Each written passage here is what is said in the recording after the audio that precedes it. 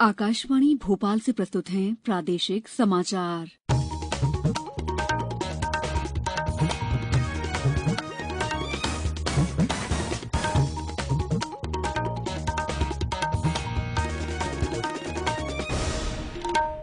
नमस्कार, समाचारों के साथ मैं दीपा सिंह।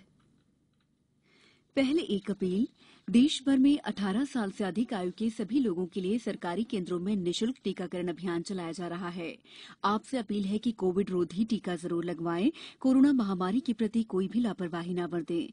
जब तक आवश्यक न हो घर से बाहर न निकलें और इन आसान उपायों का पालन करें। मास्क लगाएं, 2 गज की सुरक्षित दूरी बनाए रखें, बार-बार हाथ धोएं, साफ सफाई रखें और टीका अवश्य लगवाएं। कोविड से संबंधित जानकारी देने और उनके मार्गदर्शन के लिए राष्ट्रीय हेल्पलाइन कार्यरत है। इसका नंबर है 011-2397-8046 और 1075। सबसे पहले मुख्य समाचार। प्रधानमंत्री नरेंद्र मोदी ने टोक्यो ओलंपिक में शामिल हो रहे खिलाड़ियों को नए भारत की अभिव्यक्ति बताया। मध्य प्रदेश हाईकोर्ट ने 27% ओबीसी आरक्षण पर रोक बढ़ाई। आज शाम आएगा एमपी बोर्ड की 10वीं कक्षा का परीक्षा परिणाम और ग्वालियर में महिलाओं की सुरक्षा के लिए किए जा रहे हैं खास इंतजाम। अब समाचार विस्तार से। प्रधानमंत्री नरेंद्र मोदी ने कहा है कि टोक्यो ओलंपिक में हिस्सा लेने जा रहे सभी एथलीटों में बहादुरी, आत्मविश्वास, सकारात्मकता, अनुशासन, समर्पण और प्रतिस्पर्धा जैसे गुण हैं।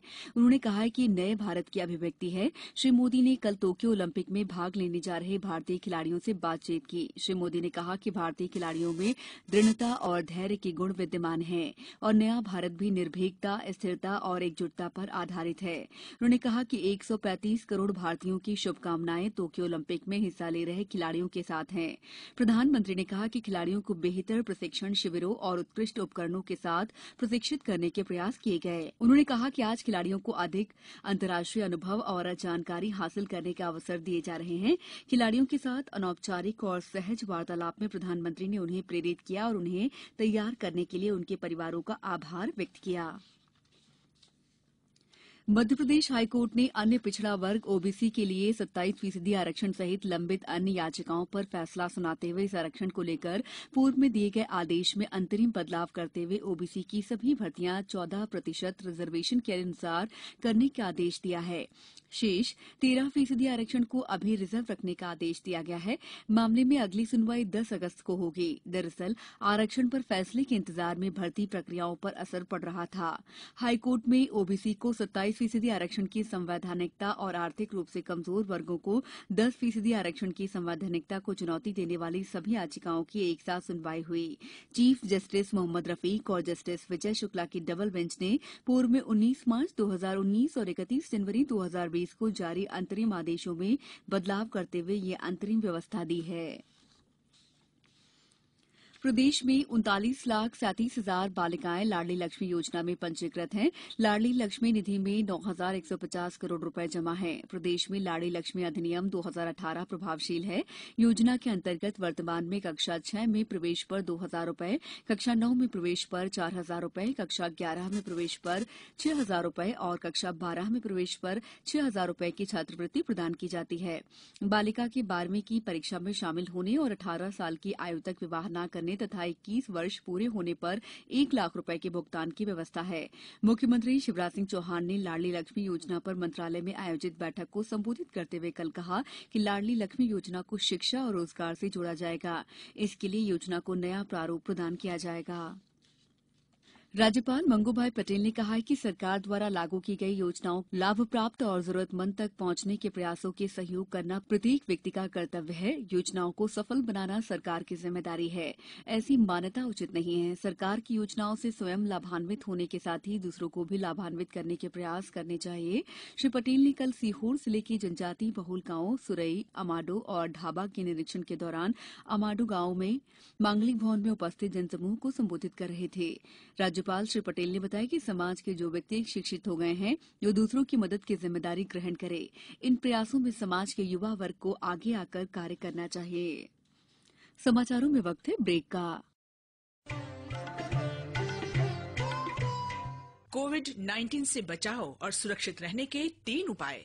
मास्क लगाएं, 2 गज दूरी है जरूरी, सुरक्षित दूरी रखें, हाथ और मुंह साफ रखें। ब्रेक के बाद समाचारों में आपका एक बार फिर स्वागत है। माध्यमिक शिक्षा मंडल द्वारा आयोजित हाई स्कूल सर्टिफिकेट के परीक्षा परिणाम आज शाम 4 बजे घोषित किए जाएंगे। मंडल ने विद्यार्थी और अभिभावकों के लिए विभिन्न पोर्टल के माध्यम से परीक्षा परिणाम जानने की सुविधा उपलब्ध कराई है। विद्यार्थी और अभिभावक एमपी बोर्ड के पोर्टल mpbsc.mpionline.gov.in, www.mpbsc.nic.in और www.mpresults.nic.in पर परीक्षा परिणाम देखें। विद्यार्थी mpbsc मोबाइल ऐप या एमपी मोबाइल ऐप पर नो योर रिजल्ट का चयन करने के बाद अपना अनुक्रमांक और आवेदन क्रमांक दर्ज कर परीक्षा परिणाम जान सकेंगे।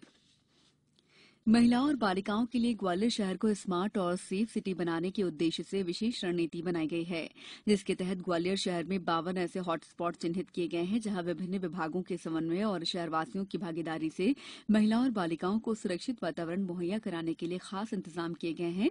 इनमें से 11 हॉटस्पॉट क्षेत्र के सेफ्टी सर्वे कार्य पूरे हो चुके हैं, जहां 8 विभागों का संयुक्त क्रियान्वयन दल अगले 1 महीने तक महिलाओं और बालिकाओं के लिए स्मार्ट और सेफ सिटी के कॉन्सेप्ट पर अपनी कार्रवाई करेगा। स्मार्ट और सेफ सिटी कार्यक्रम को बेहतर ढंग से अंजाम दिलाने के सिलसिले में नगर निगम आयुक्त शिवम वर्मा की अध्यक्षता में कार्यशाला का आयोजन हुआ, जिसमें इन हॉटस्पॉट पर अंजाम दी जाने वाली कार्ययोजना को अंतिम रूप दिया गया।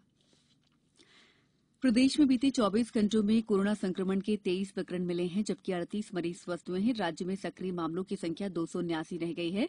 कल भोपाल में 11, इंदौर में 4, सागर में 2 नए संक्रमित मिले हैं। वहीं ग्वालियर, जबलपुर, निवाड़ी, राजगढ़, सीहोर और सिवनी में एक एक मरीज मिले हैं। कल प्रदेश में 72,511 नमूनों की जांच की गई है। अब तक प्रदेश में बीमारी से 10,508 लोगों की मौत हुई है। वहीं देश में अब तक कोविड वैक्सीन की कुल 38 करोड़ 50 लाख डोज दी जा चुकी है।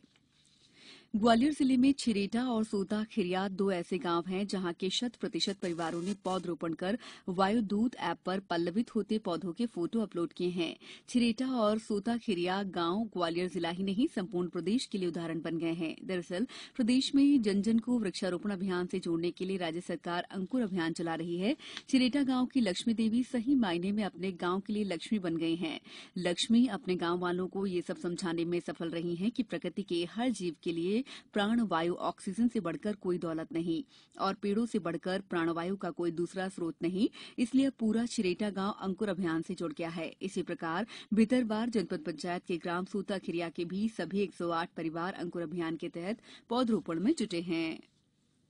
आकाशवाणी समाचार की ओलंपिक पर विशेष श्रृंखला में आज बात निशानेबाज अंजुम मुदगिल की। 5 जनवरी 1994 में चंडीगढ़, पंजाब में जन्मे अंजुम मुदगिल से निशानेबाजी में देश के लिए पदक की बड़ी उम्मीद है। अंजुम एनसीसी की कैडेट रह चुकी हैं और वहीं से निशानेबाजी में बेहतर करने की प्रेरणा मिली। पंजाब पुलिस में सब इंस्पेक्टर अंजुम के नाम अनेकों राष्ट्रीय और अंतर्राष्ट्रीय पदक हैं। अंजुम 10 मीटर एयर राइफल में विश्व के नंबर 2 और देश के नंबर 1 निशानेबाज हैं। ISSF विश्व कप मैक्सिको में उन्होंने देश के नाम रजत पदक किया। इस समय अंजुम क्रोएशिया में अपना प्रशिक्षण कर रही हैं। अब कुछ समाचार संक्षेप में। एनटीपीसी गुजरात के खावदा में 4,750 मेगावाट क्षमता वाला देश का सबसे बड़ा सौर ऊर्जा पार्क बनने जा रहा है। जबलपुर में क्राइम ब्रांच की टीम ने उमरिया डुंगरिया औद्योगिक क्षेत्र में त्रिकुटा आयुर्वेदिक फैक्ट्री से 5 लाख लीटर से अधिक मात्रा में अमानक सैनिटाइजर जब्त किया। ग्वालियर में सीएमएचओ ने अनियमितता और अव्यवस्था के मामले में 9 नर्सिंग होम के पंजीयन निरस्त कर दिए हैं। होशंगाबाद जिले के मत्स्योद्योग सहायक संचालक डॉक्टर राजीव श्रीवास्तव ने मछली पालन के नाम पर लालच देने वाली कंपनियों और अन्य से सावधान रहने को कहा। शिवपुरी जिले में कलेक्टर और पुलिस अधीक्षक ने पिछोर विकासखंड के निरीक्षण के दौरान अंकुर अभियान के तहत पौधरोपण किया। शाजापुर जिला जनजाति कार्य और अनुसूचित जाति कल्याण विभाग में ISO गुणवत्ता प्रबंधन प्रणाली विकसित करने पर कलेक्टर ने जिला संयोजक निशा मेहरा को प्रमाण पत्र वितरित किया।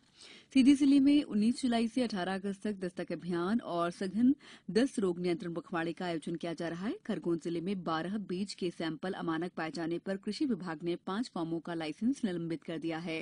बुलेटिन के अंत में आप सभी से एक अपील, मास्क और 2 गज की दूरी, हाथ धोना भी है जरूरी। नमस्कार।